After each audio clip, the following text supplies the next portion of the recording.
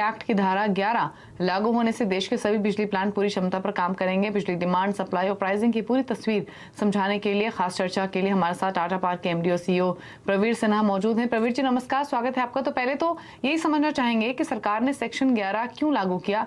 क्या ये प्रोएक्टिव कदम है? पहले से ही सरकार एक प्रिकॉशनरी स्टेप लेना चाहती है? Thank you for inviting me for this program. ये जो आपने बताया कि सेक्शन 11 इन्वोक किया गया है, ये इसलिए किया गया है क्योंकि डिमांड पावर का बहुत बढ़ गया है।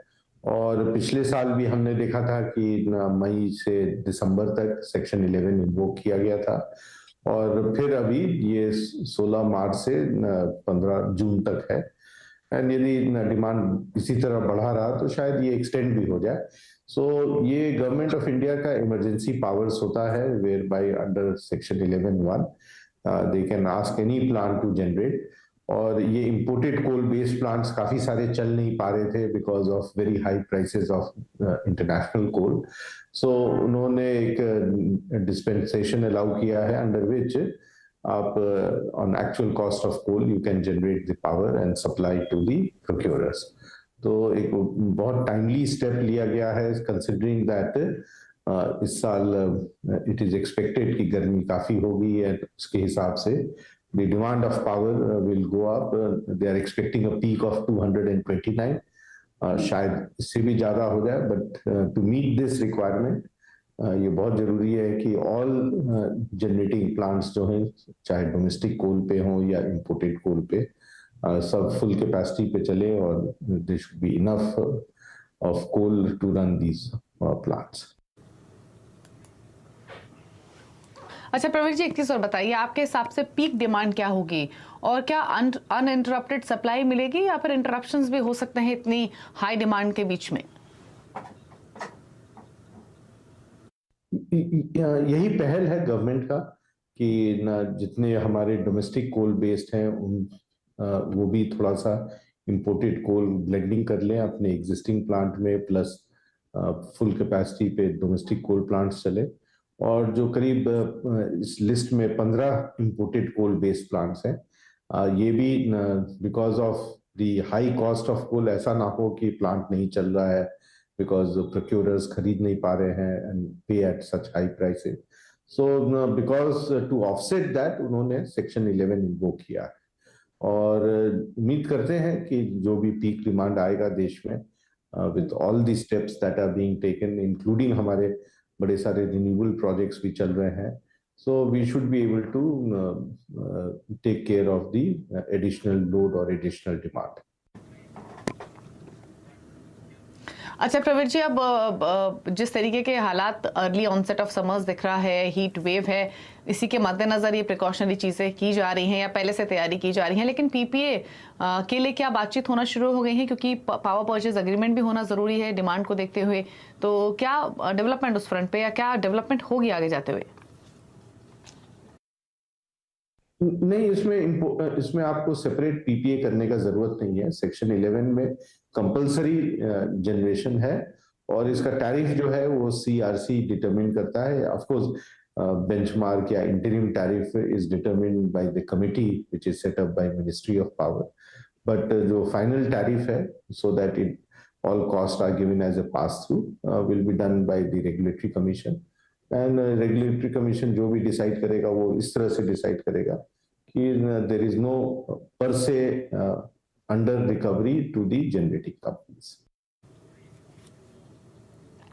और सरकार ने तो कहा है कि सभी पावर प्लांट्स जो हैं पूरी क्षमता पर चलेंगे, तो आपकी भी वैसी ही तैयारी है? आप कितनी सप्लाई करेंगे?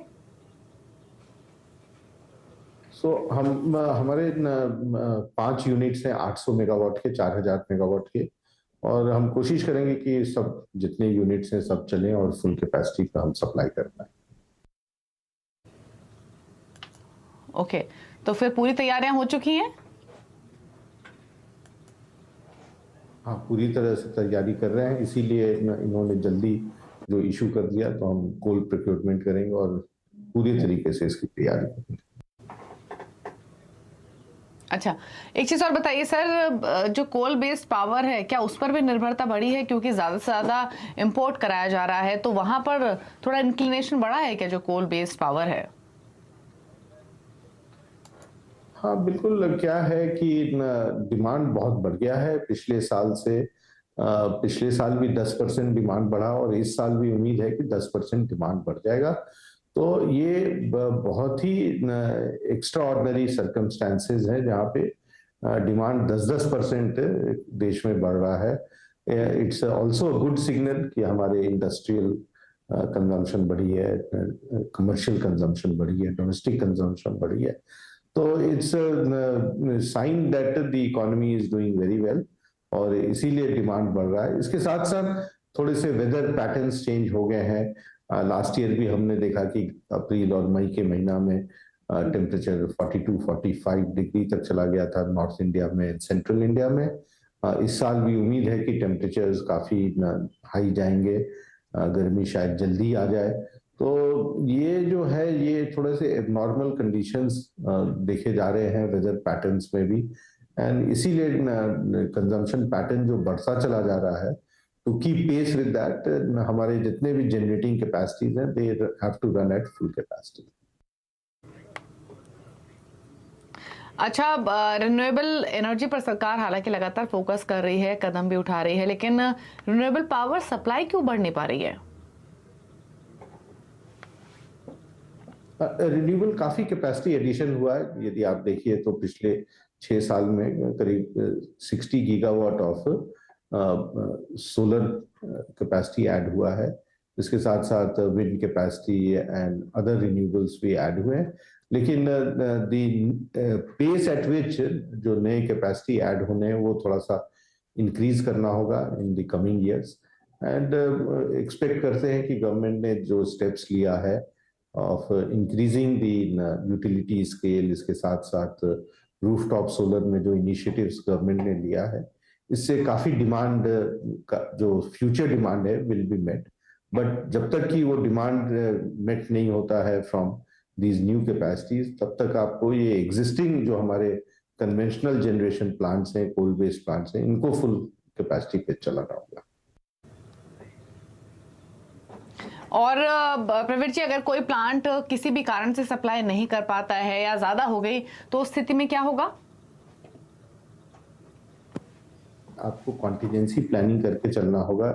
ऐसा नहीं है कि आप उस समय जब डिमांड आया और आपके पास कोयला नहीं है और आप चला नहीं पाएंगे तो पावर शॉर्टेज हो सकता है। तो ये अवॉइड करने के लिए थोड़ा सा आदमी को एक्स्ट्रा कॉशियस रहना चाहिए और ये जो रिडंडेंसी बिल्ड है किया जा रहा है ये बिल्ड करना चाहिए। तो आई थिंक ये बड़ा ही मैच्योर और सोच समझ के डिसीजन रहा है गवर्नमेंट का और ये लोगों के हित में रहेगा। और अगर इनफैक्ट ये सवाल मैंने आपसे इसलिए पूछा है क्योंकि मैं ये जानना चाह रही थी कि अगर कोई प्लांट किसी भी स्थिति में अगर सप्लाई नहीं कर पाया तो फिर क्या कोई कार्रवाई होगी? तो वो देखेंगे किस लिए नहीं सप्लाई कर पाया, टेक्निकल रीजंस के कारण नहीं कर पाया या कोल नहीं ला पाए या क्या रीजन है उसका पता किया जाएगा। तो उसके हिसाब से फिर उचित कार्रवाई की जाएगी।